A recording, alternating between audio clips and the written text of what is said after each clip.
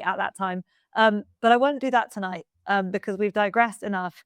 And actually, I'm sure you're all here for a bit of transfer chat, but also probably because the season is starting in 4 days' time, and you want to know about the title race. And Scarlett, I'm sure you had a lot of thoughts and feelings about the title race after the Community Shield. I don't blame you. I would have if I'd been in your shoes. I mean, I've been in your shoes, in fact, beating Manchester City in the Community Shield convincingly and thinking you're on for an amazing season. Darwin Núñez scoring on his debut at the King Power when they held it there that year, and we went on to have an abysmal season. So it's no guarantee. But where I'm sure you're in a good place, is what I'm trying to say.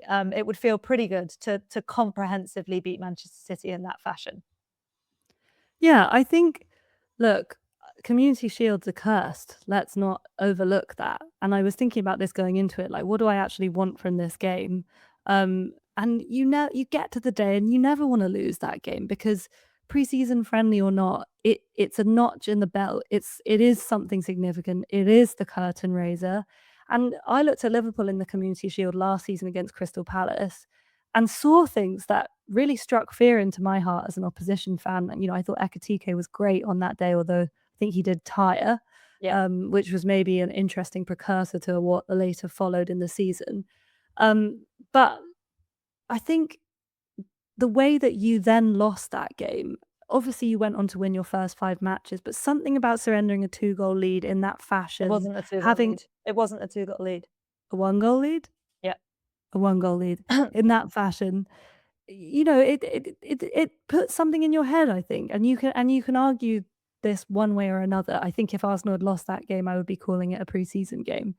What I will say about the game, I think that is the most significant thing and the thing that does give me belief, although everybody, Arsenal and Liverpool fans, I think, can agree on this. I think City will spend at least 200 million more before the transfer window is out. So which is a disgrace, by the way, because they've spent 700 million across the last 2 years. I mean, this is the history of the Manchester City. This is what they do.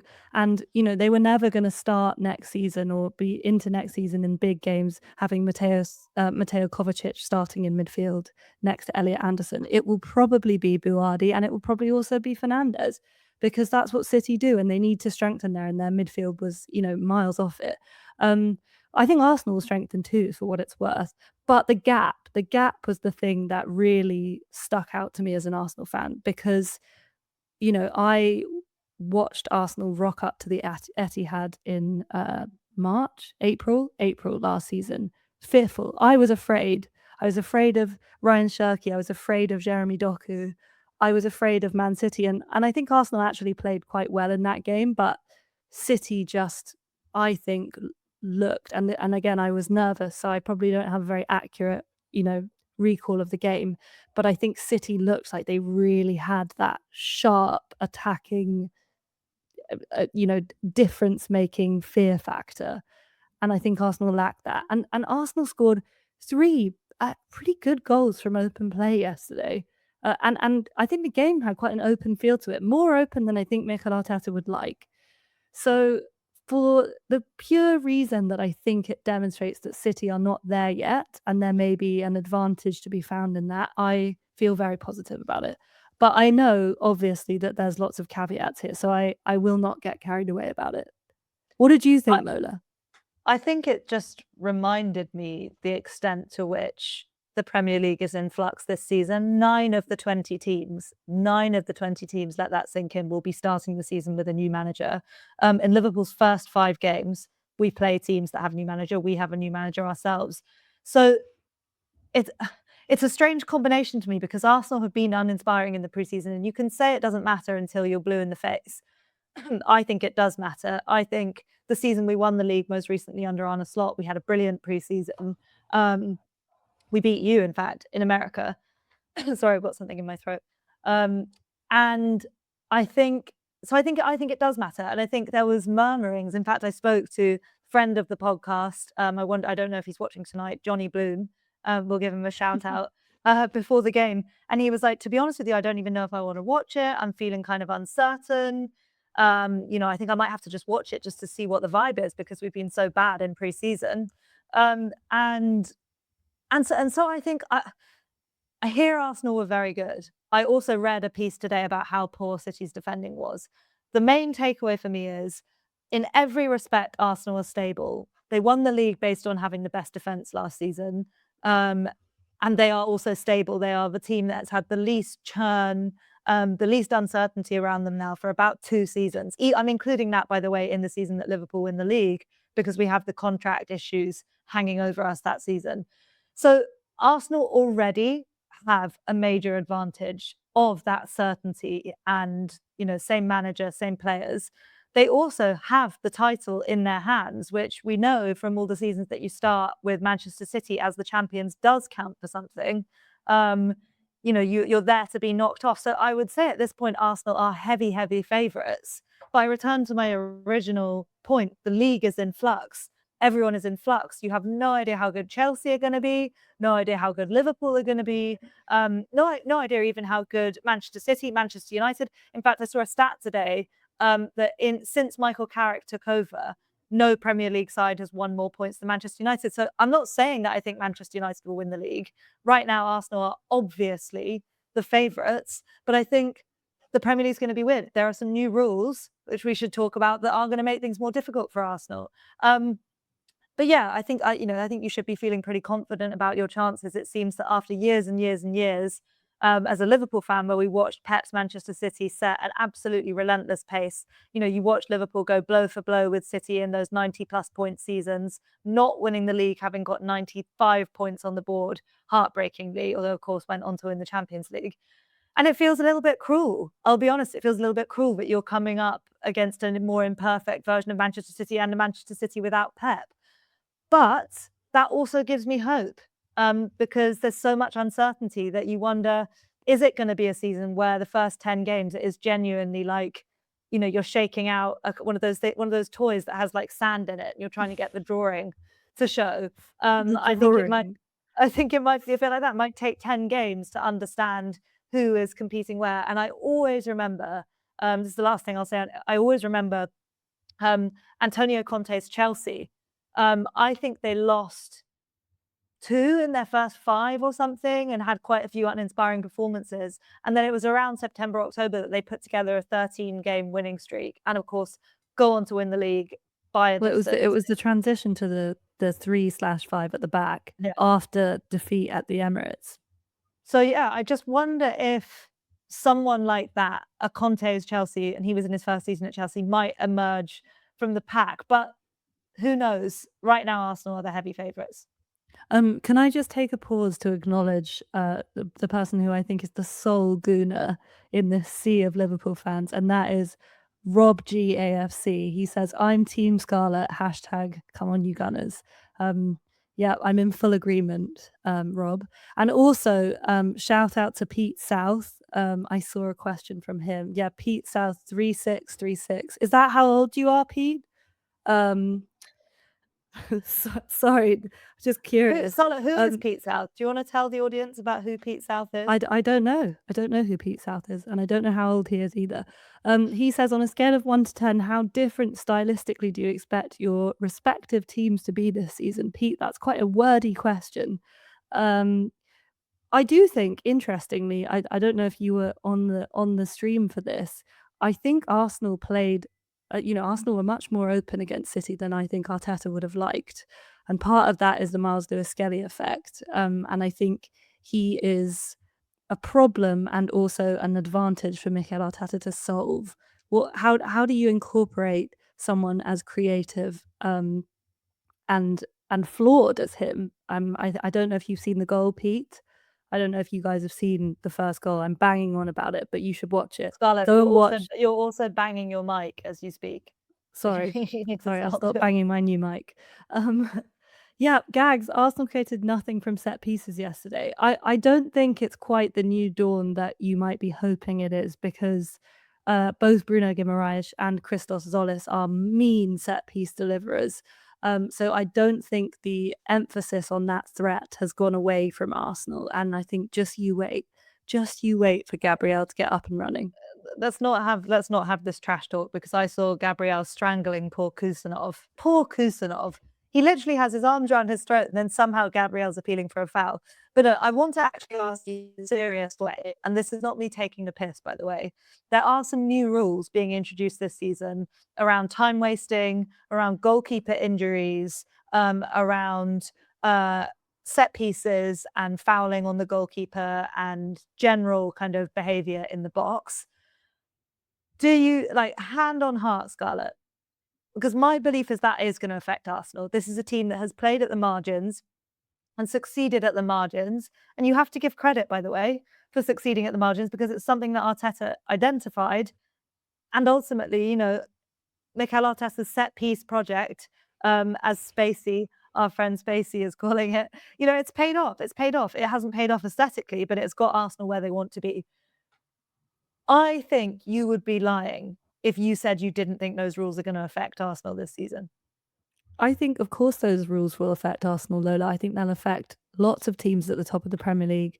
I don't know if you watched Arsenal 2-1 Chelsea last season at the Emirates, but let me just tell you, they did exactly what we did on corners. I know, I And know, I now know, and I now know. and now they have signed in a bidding war with other Premier League teams and a Saudi club, Austin McPhee from Aston Villa. Yeah. So, the Liverpool set piece coach, let's not forget. But by the way, Gags, I just want to say I know you're being nice, and I appreciate you being nice about Arsenal. Thank you. Um, but I don't. Liverpool sat their set piece coach last season because they acknowledged that it was a flaw that they couldn't be more dangerous from them. I'm not sure if it was your title winning year in 1920, but there's this headline that does the rounds about Van Dijk being a set piece monster. There was that disallowed goal at Man City that you would have, I'm sure celebrated just as vigorously as any other goal that No, Liverpool but scored Scarlett, last answer the season. question. Answer, like, Yeah, as so in, I in answer understand to what the you're saying. question, Set pieces, hold no, on. Set pieces are important. Set pieces are important to everyone. I take your broader point, but answer the question: yes or no? Do you think it's I going to impact Arsenal? I think it will impact Arsenal, and I think it will impact everybody in the Premier League. And I think that smart set piece coaches like Nico Yova are smart and set piece coaches for a reason, and they will adapt within the law. I think they are not just there because of some freakish loophole. These are people who have made careers out of figuring out how to exploit defensive systems on set pieces. And we are in a specialist Premier League. I think when you think about, okay, put Klopp's Liverpool to one side, what is the ultimate Pep Guardiola killer? It is zeroing in on something that he doesn't really care about or his game model doesn't prioritize. You know, set pieces were the only advantage. And I don't think it's the only advantage Arsenal have. They also had, by far the best defense in the league, but they found what they could find. And I think the Premier League as a whole is becoming more specialized, not just because of Arsenal, but because of the whole direction of travel of the Premier League in the era of man marking, of Villa's set. I think it might even be Austin McPhee, but he used to compare the deliveries and the way they struck the ball to different golf clubs. I think people are just trying to find every tiny edge they can. And I don't think that those people will be, perturbed by a small rule change. I think they're smart enough to think about loopholes. I take your point. It's not only Arsenal that it's going to affect, but I've seen a few comments from Sleepy James, first of all, about the Premier League being a hard watch last year and hopefully not this year. Walter White saying, I hope we see real football again, as opposed to last year passing sideways and set pieces. And Liverpool have to hope that. We have to hope that because we've gambled on a manager who is the opposite stylistically in lots of ways to Mikel Arteta and to Arsenal. Bournemouth were the tonic to the Premier League last season that was full of teams of physical monsters and set pieces. Now, the league does move. It has fashions just like any other league. And we are currently in a bit of a special team set piece moment. I take your point on that as well. But I just hope Liverpool have gambled correctly on where things will transition to next because, and we proved it with the signings we made last summer, and with some of the signings we've made this summer. Liverpool are not a team set up to be like Arsenal. Iraola doesn't play centre backs at fullback. In fact, I think he's probably one of the only managers who in the league who doesn't ever really play centre backs at fullback. He's going to stick with Jeremy Frimpong. So it will be really interesting to see which direction the league moves in. And I'm sure you, as a football purist, will echo the idea that like getting rid of time wasting, that getting rid of the wrestling match on set pieces is a good thing, right? Sure, I just don't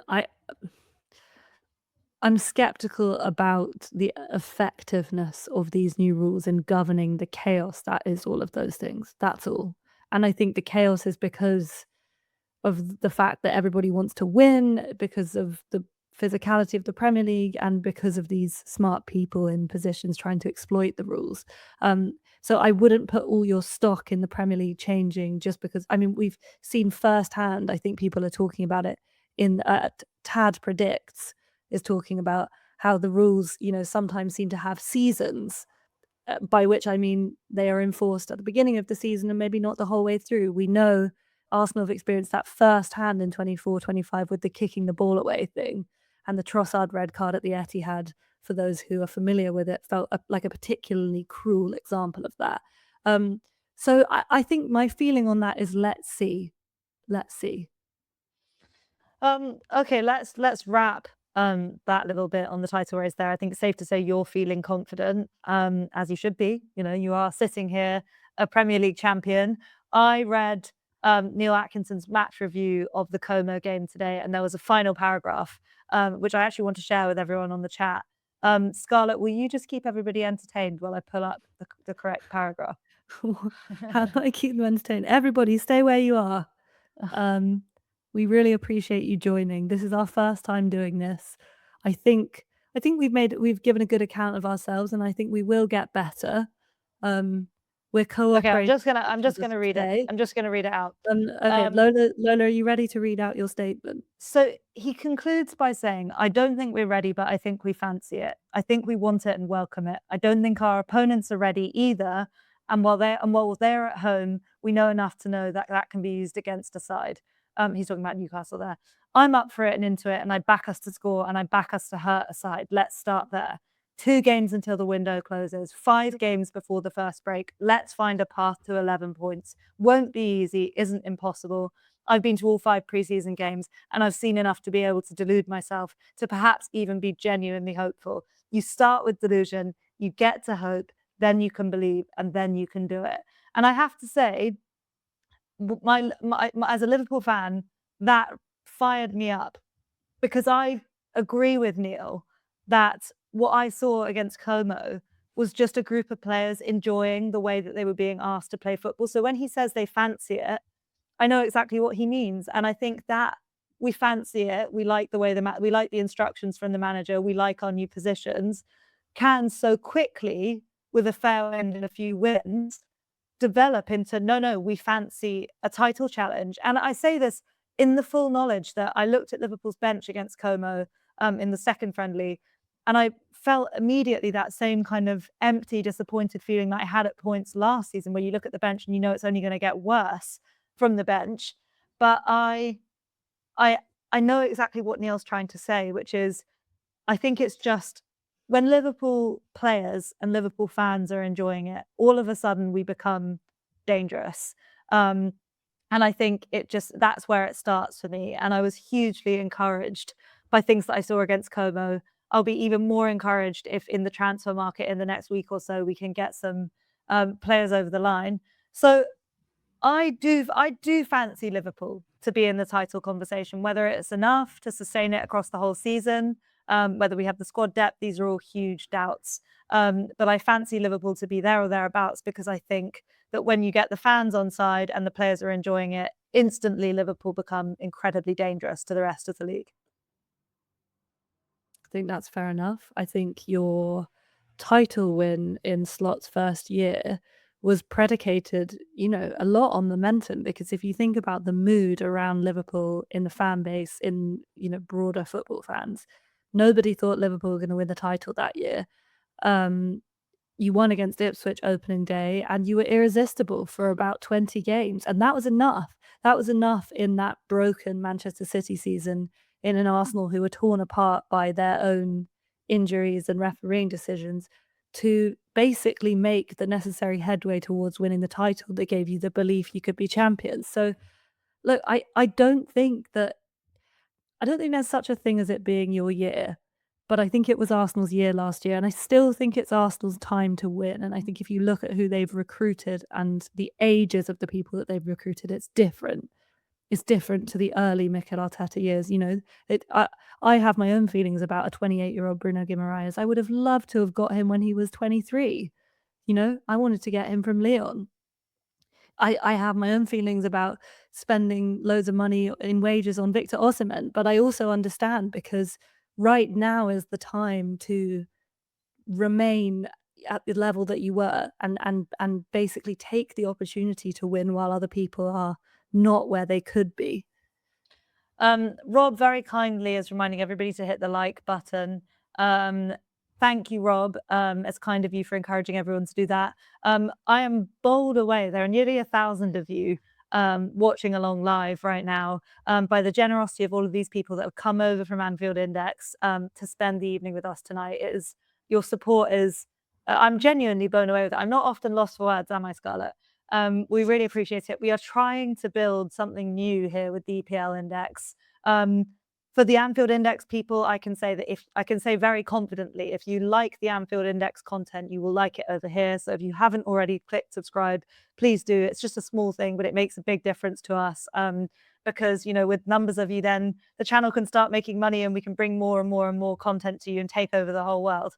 But in the meantime, to everybody, we are so glad you're here. And thank you so much for keeping your comments coming all the way through the show. So we've got about 10 minutes left, Scarlett. And before we go, I think we should do some listener comments, certainly, to thank people for showing up. But I also, are there any major things that you feel like, I know you sent me a flurry of messages as soon as I opened my eyes this morning about things that you really want to talk about. Is there anything that we should, there is one thing on my agenda. I think you can guess what it's going to be. Is there anything on yours that you want to deliver to the EPL Index audience? Well, I think we should be very quick about this because we've sort of given our rationale behind what we think will happen this season. But I think we should both answer here and now where we think our teams will finish. And I think we should make a specific effort to not justify it, just say it between you and me. So I'll ask you, Lola, where do you think Liverpool will finish next season? Second. Okay, that's not what you said on Track Radio last week.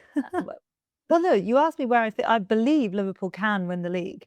I do, especially seeing Manchester City in the state they're in. And what about you, Scarlett? Where will Arsenal finish?